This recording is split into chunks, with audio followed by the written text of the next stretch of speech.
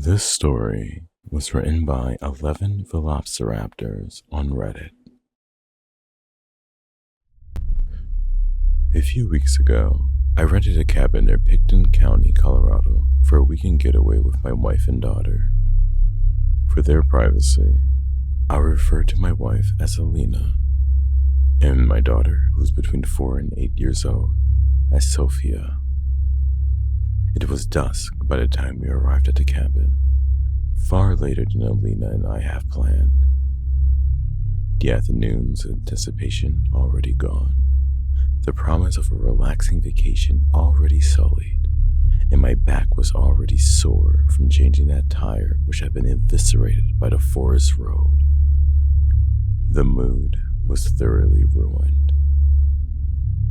Maybe that should have been an indication as to how the rest of the trip would go. The cabin itself was beautiful and rustic.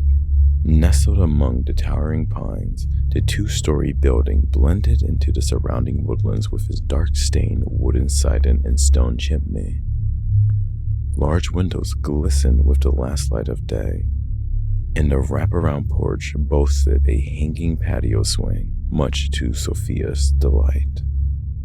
She ran straight for it and started swinging as Alina and I carried the bags inside. When I unlocked the door and turned on the lights, I found myself surprised by the decor. In stark contrast to the classy, almost minimalistic exterior of the cabin, the interior was remarkably cluttered. It was like every square surface, countertop, bookshelves, tables, etc., was covered in little trinkets. Trunkets, as my mother would call them. There were coasters, candles, vintage oil lamps, and compasses, and a bunch of wooden animal carvings, each about a foot tall. The interior wasn't dirty by any means, just more crowded than expected. I found it charming in a weird way, though Alina was less fond of it. I remember her taking a long look at the place and saying, "Interesting," which is her code for, "I don't like what I'm seeing, but I also don't want to make a big deal about it." It was past Sophia's bedtime, so after coaxing her off of the porch swing, I helped her get set up for the night. There were 2 bedrooms on the second floor, a master suite with an attached bathroom, and a smaller bedroom that was pretty clearly set up for a kid's room for visitors to the cabin. The cabin was so specifically advertised as family-friendly and good for parents with younger children, so it was no surprise when the smaller room was full of colorful toys and plushies. There was a fireplace across from the bed, its mantel showcasing a full set of those wooden animal carvings. 1 moose, 1 bear, 1 trout, and so on. There was also 1 particularly large teddy bear sitting on the bed, partially buried under the covers like it was getting ready for bed itself. Sophia instantly fell in love, and I thought it was sweet that the cabin's owner had gone through the extra mile to make the place welcoming. I didn't love the idea of her cuddling it to sleep though, since it's likely haven't been washed between visits. So I propped it up on a chair next to the bed before tucking Sophia in for the night. Tired from our travels, Alina and I went to sleep not too long afterwards. Saturday was our designated lake day. After making breakfast and waking up Sophia, who had to be convinced not to take her new best friend, Mr. Bear, out on the water with us, we grabbed the kayaks off of the roof rack and headed down to the shore. We were a short walk from the lake, and I was absolutely blown away by the natural splendor of it all. Our cabin was semi-isolated, remote enough to give my family peace and privacy, but close enough to civilization that we could easily access help in case of an emergency. We were a 5-minute drive into town and a 5-minute walk to the nearest neighboring cabin, which we passed on the way to the lake. It was a gorgeous building, far more intricate and seemingly much older than the one we were renting. There was an older woman sitting on the porch as we passed by it, and although I couldn't wave since both hands were full with the kayaks, I gave her a nod and a friendly smile. She stared at me in response, her expression completely blank. She was looking directly at me though, but almost looked like she was in a trance or something. What was all that about? I quietly asked Helena once we were out of earshot. Not sure, my wife answered. She looked pretty settled in there. Maybe that's her home and she doesn't appreciate her neighbors running an Airbnb. That seemed like a logical explanation. I saw a quick glance over my shoulder before the house completely disappeared behind us, and saw that a woman was now walking down the steps of her front porch, her gaze still fixed on us. Alina and I exchanged worried looks and picked up the pace a little, Sophia running along ahead of us, joyful and oblivious. Once we reached the shore, we hopped into the kayaks and pushed off into the water. We weren't exactly running away from the woman. It was more so that we wanted to avoid a confrontation if we could. As we started paddling out into the lake, the woman appeared at the tree line, but never came any closer. I gave her a wave, and again, she gave me no response but a glower. It occurred to me that she might have been trying to warn us about the lake, maybe about the current or the algal bloom. But I researched the area extensively to make sure it was safe, and her demeanor wasn't quite urgent or benevolent enough for that to be the case. The rest of the day, thankfully devoid of any more strange encounters. After a calm day of swimming and hiking, we returned to the cabin in the evening for dinner and s'mores. Sophia brought Mr. Bear outside to help with the s'mores, to mine and Alina's amusement. We had no idea how we would convince her to leave that stuffed animal behind when we left on Monday night. After we put Sophia to sleep at 8 p.m., Alina and I watched a movie. We had a drink, and we then went to sleep at 10:30 or so.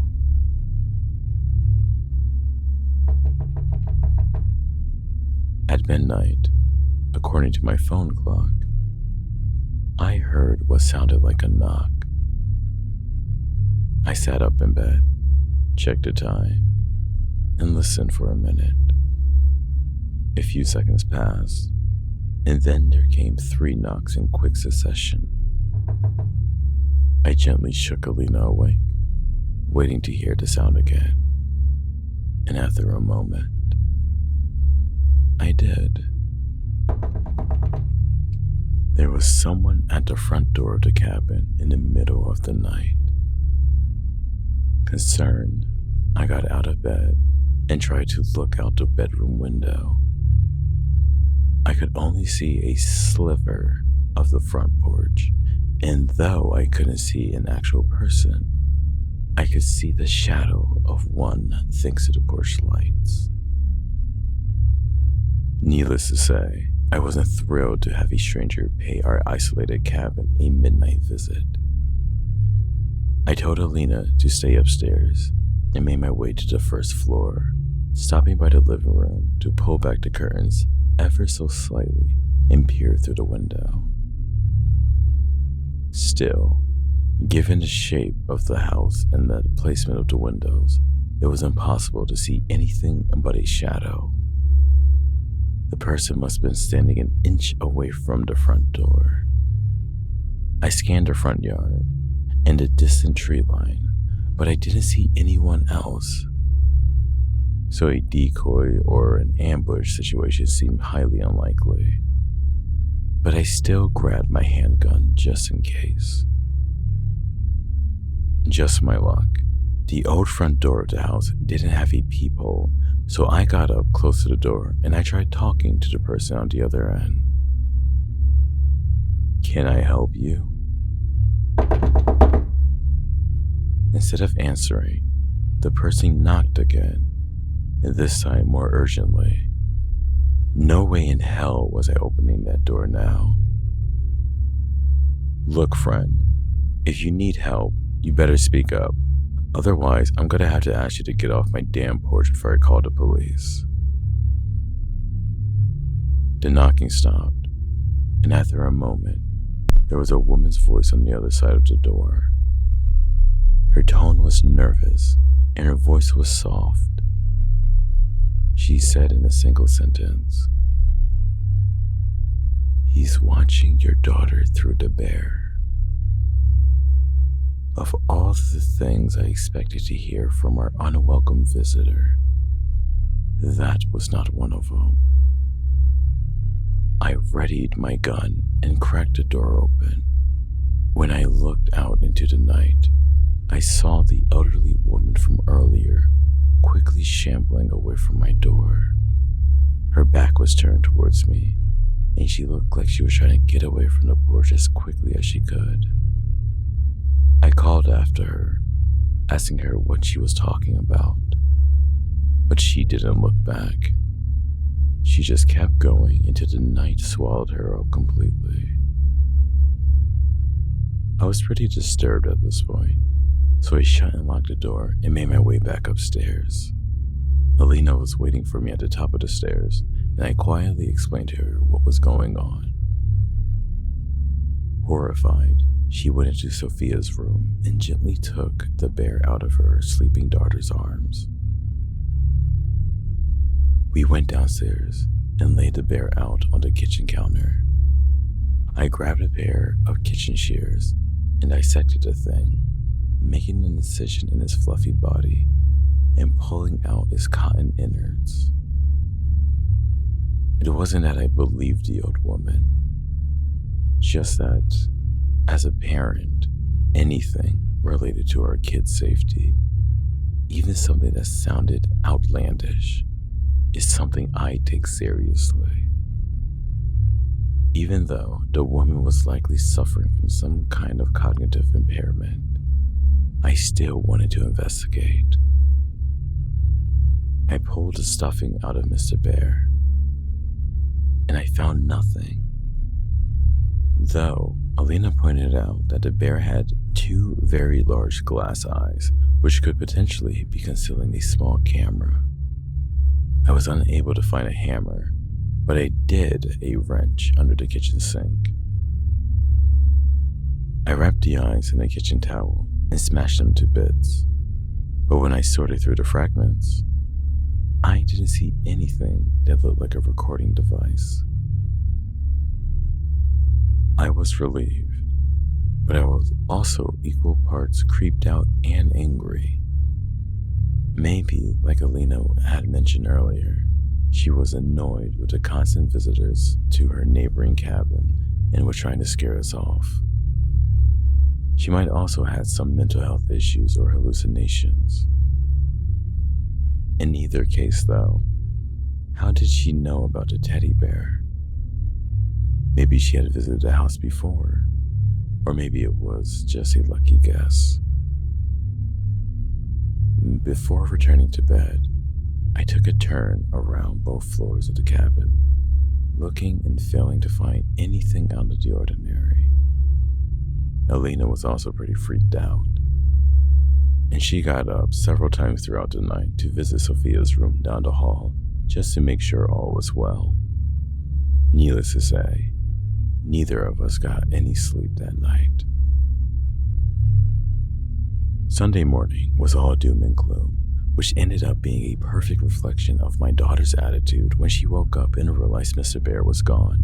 Obviously, we didn't tell her what had happened, but Alina and I did our best to distract her with pancakes and promises of a fun day of adventuring. Unfortunately, the hike we had planned was foiled by the downpour that, of course, the forecast hadn't predicted. And so we did decide to salvage the day by exploring the small town nearby. It wouldn't be escape into nature we had hoped for, but there were several family-owned restaurants and shops in the areas, as well as a small library. The morning was alright. I enjoyed exploring the little town with my family, although there wasn't much to do. We had an early lunch at around 11 or so, but when we sat down, my wife started rifling through her backpack with a look of dismay. When I asked her what was wrong, she said that she didn't see Sophia's EpiPen, which we always like to have at the ready whenever we go out to eat. I realized immediately that I had forgotten to put it back in Alina's backpack yesterday when I was reorganizing her stuff. I felt like such an idiot, and Alina, already grouchy from a sleepless night, really chewed me out for it. To make amends, I told her to wait with Sophia at the restaurant while I hurried back to the cabin for the EpiPen. She was displeased, but it felt like a better option than all of us braving the rain to return to the cabin. The drive back was an absolute nightmare. It was a short commute, but the dirt roads leading up to the cabin had turned to sludge in the heavy rain. I was already in a foul mood when I entered the cabin, so I shut the front door with a slam and made my way up the stairs. The house was dark thanks to the storm outside, dark enough that I almost missed the muddy shoe prints leading up the hardwood steps. When I saw them and I realized what they were, I stopped in my tracks. I didn't have to wonder what they meant. Someone had been in the cabin since my family left, and judging by the fact that there were only one set of prints, they likely was still in the house with me at this very moment. I stood on the half landing, looking up the second half of the staircase. The upper floor was eerily dark, so much so that someone could have been standing right at the edge of the staircase, and I wouldn't have been able to see them. I carefully walked backwards down the stairs, keeping my eyes peeled in case any shape suddenly emerges from the darkness. And once I made it downstairs, I turned around and ran outside. I sat in my car and I called the police to report a break-in. After calling Alina to explain the situation, I sat in my car and watched the house until the police arrived, which took almost an unreasonable amount of time. I never saw any movement from inside the house, nor did I see anyone leave, though I didn't have a great visual on the back door. It's possible that the intruder could have slipped through the back and run straight into the woods, in which case the cabin would have obscured them. The police were shockingly curt and dismissive about the whole thing. One of the officers who arrived to the scene asked me for proof of a break-in, as if I would have had time to snap a picture of the intruder in my house or something. They did a sweep of the cabin and found no one inside, but even so, I didn't want my wife and daughter to set a foot in that building again. I texted Alina, telling her I was going to pack herself and that we should leave a night earlier, and she agreed. The cops stayed with me as I packed to give me some peace of mind, which I appreciated. Aside from the shoe prints, there wasn't any obvious signs of a break-in, and strangely, nothing of value had been stolen, even though I left my laptop laying out in plain sight. Thankfully, we packed light, so it did not take me long to grab all of her stuff from the master bedroom and bathrooms. My last stop was Sophia's room, where I was quickly able to locate and pack all of her things. Nothing of Sophia's had been stolen or tampered with, but there was something missing from the fireplace mantle. Right in the center, there was a circular impression and defined layer of dust, indicating that a certain figurine was recently been separated from his wooden brethren. Someone had taken the bear.